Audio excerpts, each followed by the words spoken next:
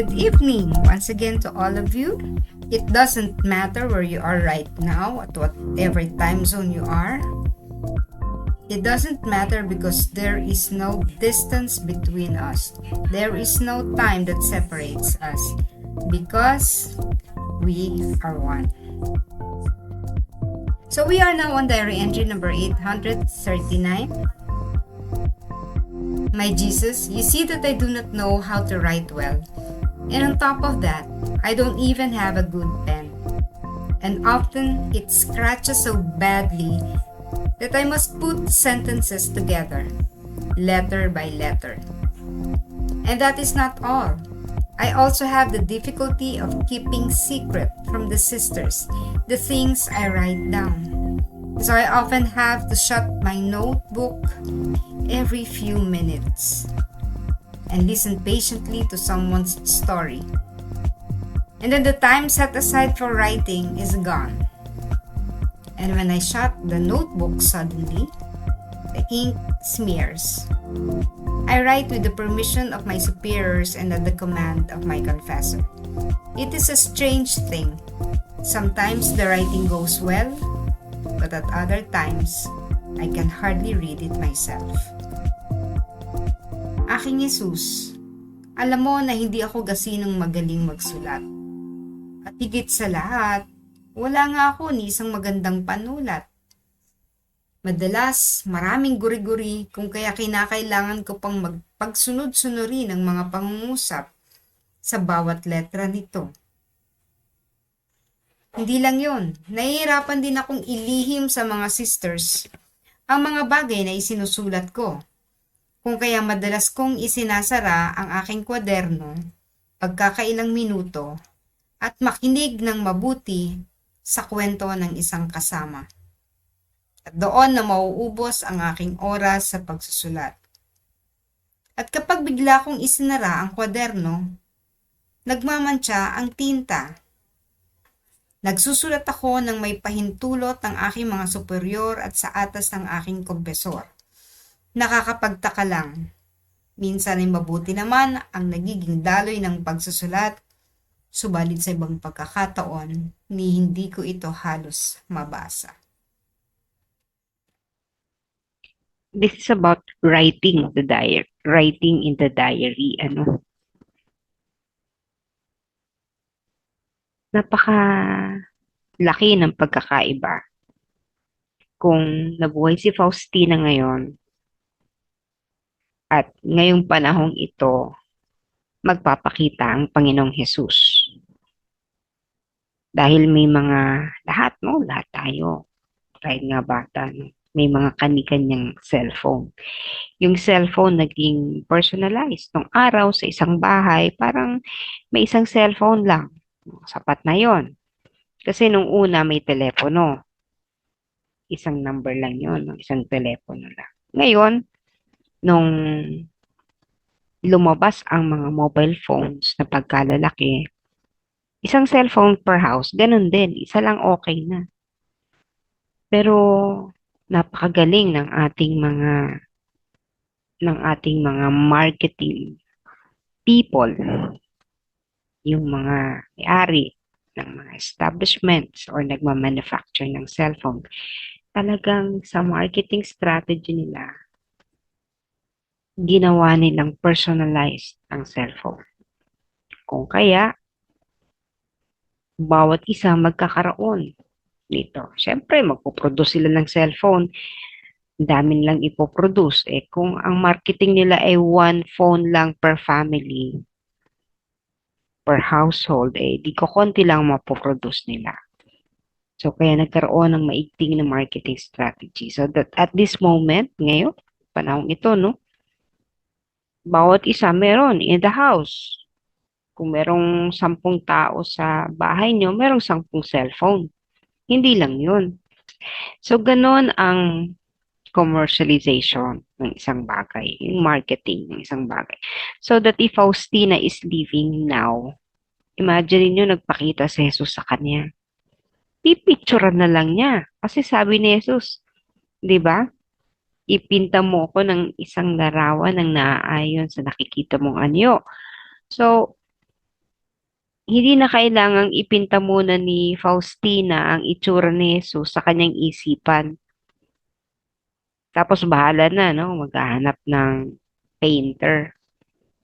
So ngayon, dahil may camera capability yung mga smartphones natin, pipicture na lang niya, oh. O eto, hindi na siya yung iiyak dahil pangit yung pagkakapinta ng Panginoon. Kasi 'di ba, yung nagpinta naman, hindi naman niya kilala. Hindi naman niya nakita si Jesus. Sinasabi lang, dinedescribe lang ni Faustina. Kaya at the end, no, mahaba yung naging panahon na ginugol ng pintor para ipinta si Jesus. At the end, hindi pa rin na-satisfy si Faustina. Pangit pa rin sa kanya. Hindi pa rin sakto. Actually, hindi nga lang picture.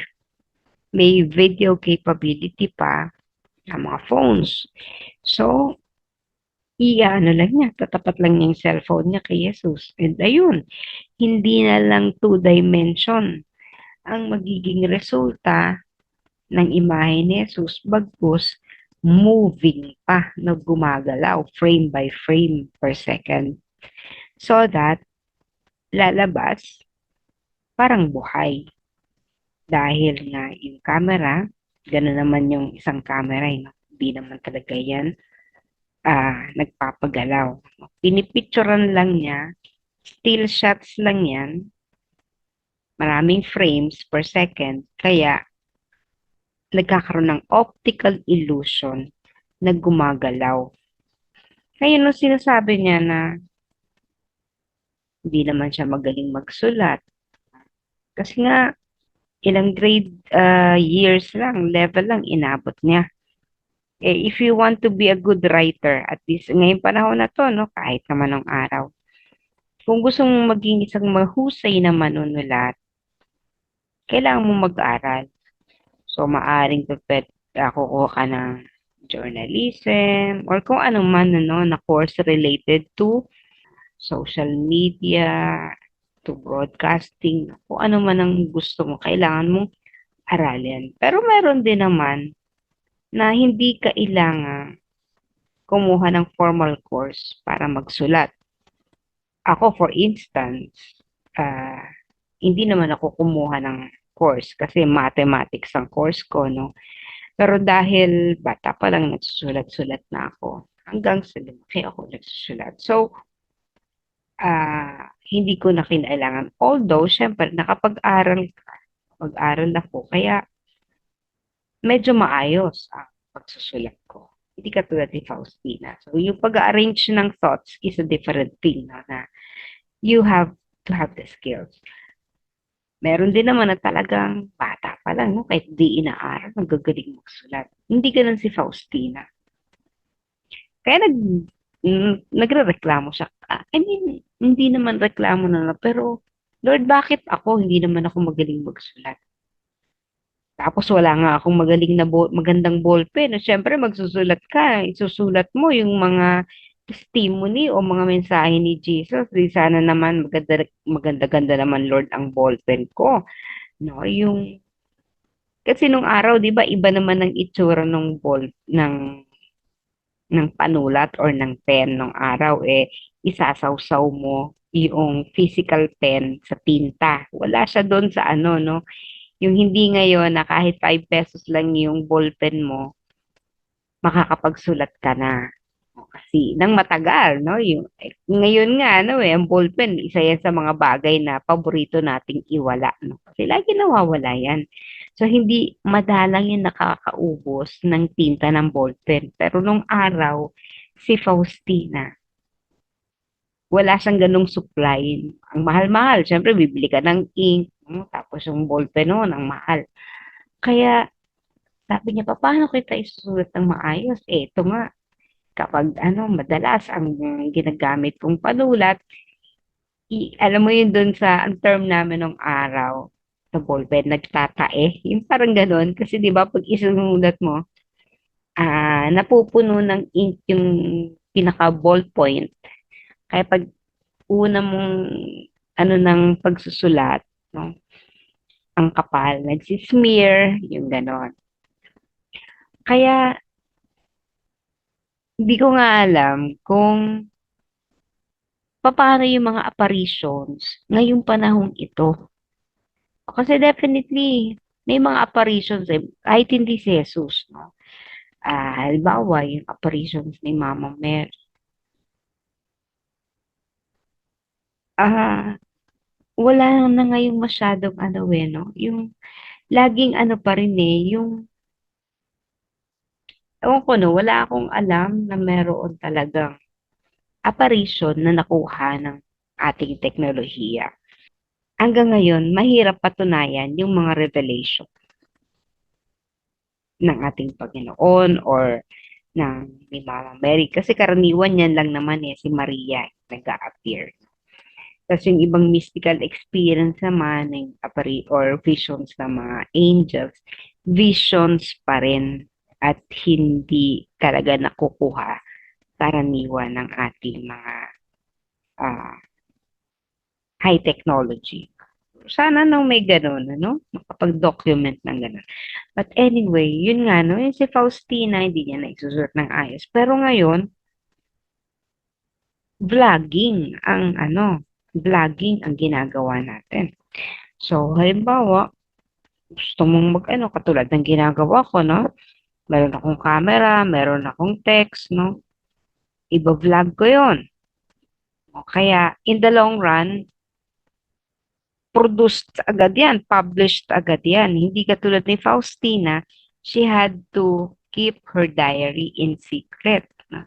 At bago yun na-discover, napakatagal na panahon and subject pa to several interpretations and authenticity.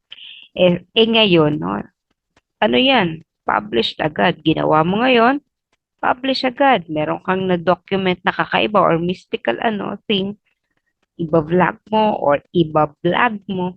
Ang vlog kasi is video. Yung isa naman, vlogging, ay basically in text form. So, andyan agad, na ilalabas agad. So, ganun yung power of technology. Kaya iniisip ko talaga, nang mabasa ko to, paano kaya si Jesus ko ngayon siya magpapakita? Yung ganun, no? Yung will there be a actual video of the apparition? Or talagang ang gagawin lang niya, magpapakita lang siya sa internal eye or the inner eye. No? Hindi mo talaga magagamit ang cellphone mo kasi ang makakakita lang ay yung iyong spiritual eye. Ganun pa rin siya.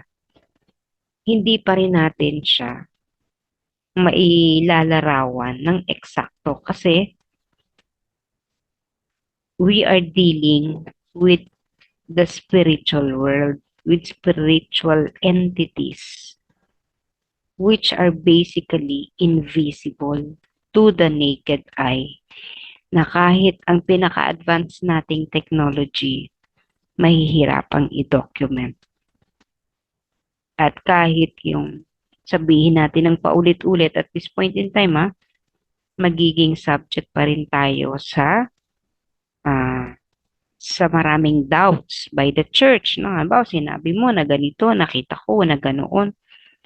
No? Pero, dahil hindi naman nakita ng marami, mahihirapan tayong ipaniwala. Magiging metikuloso pa rin ang proseso.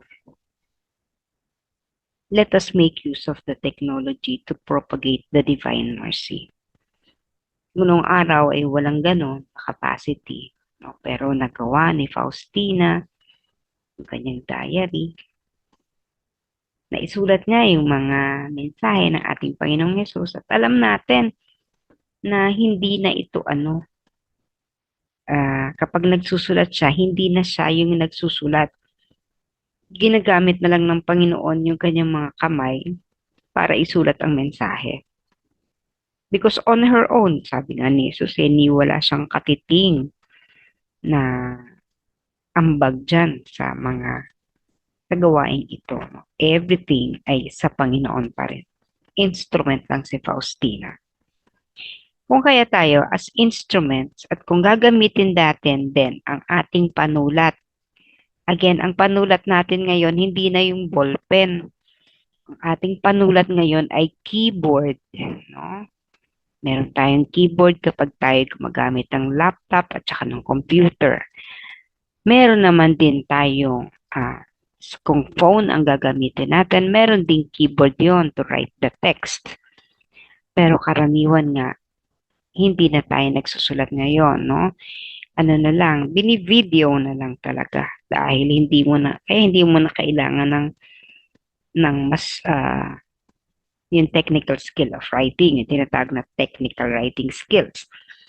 So, whatever ang gawin natin, whether i-propagate natin yan through writing or through video, at gamitin natin ang social media, which is the fastest way to propagate the Divine Mercy Devotion. Ito ang pinakamabilis.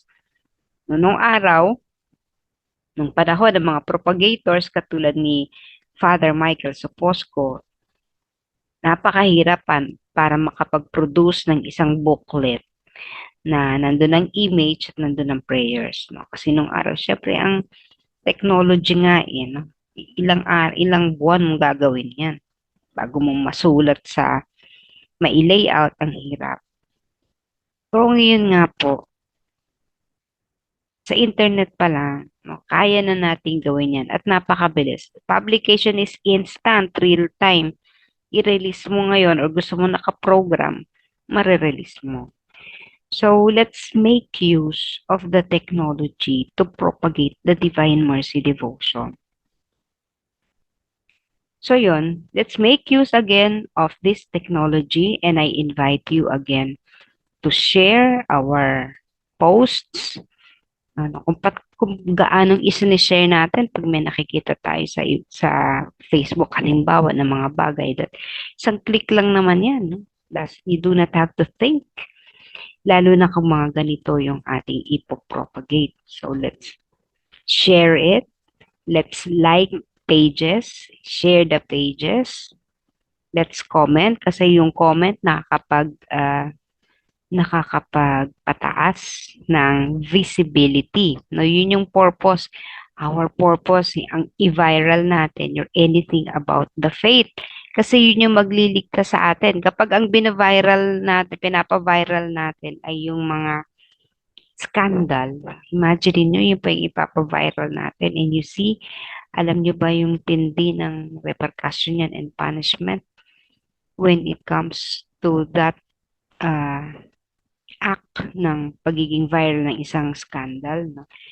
Napakalaki din ang ating responsibility. So, ang i-viral natin are the good things, the good stuff, and especially propagating what we are propagating right now, which is the Divine Mercy Devotion.